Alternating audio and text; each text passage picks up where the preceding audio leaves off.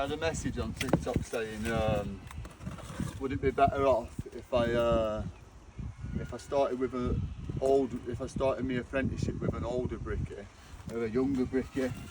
And I'd 100% say myself, it's better to start with someone younger than it is to someone older.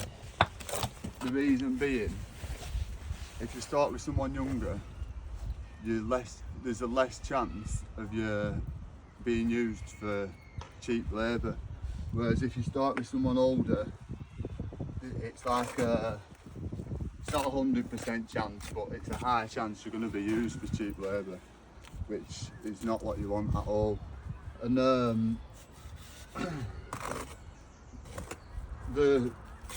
what we're going to say now, the amount of old brickies that aren't up to health and safety regulations, which is a big thing now, is absolutely unbelievable.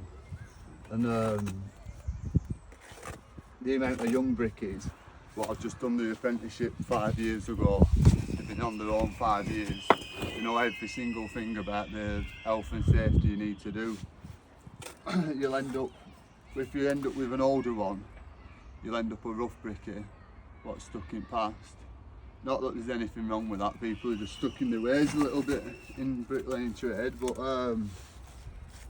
if you end up with a young brickie, you'll be working in worse weathers, you'll have a better work ethic.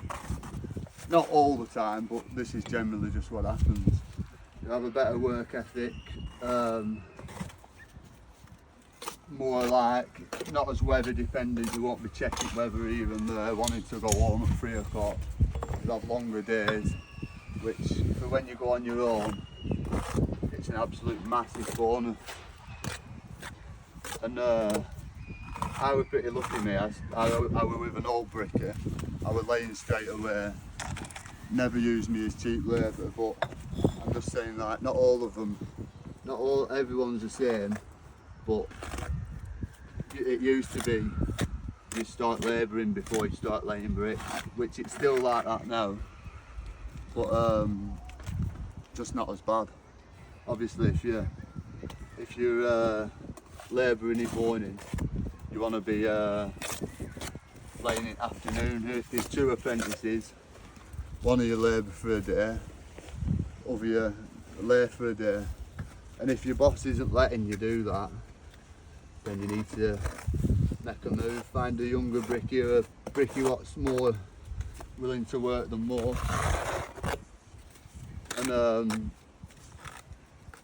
yeah, but that's just what I was going to say, that if you're thinking of getting into it, you need to get with someone what you think is going to be worth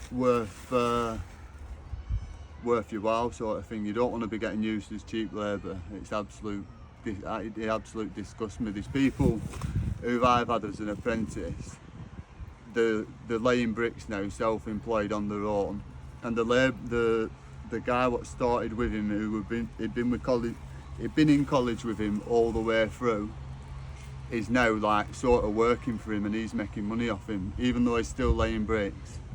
Like, one's working for another and they're just at the exact same stage, which it's a bit like he's just not had the chance, do you know what I mean? But yeah, I'll leave that one with you. There's not worse than cheap labour.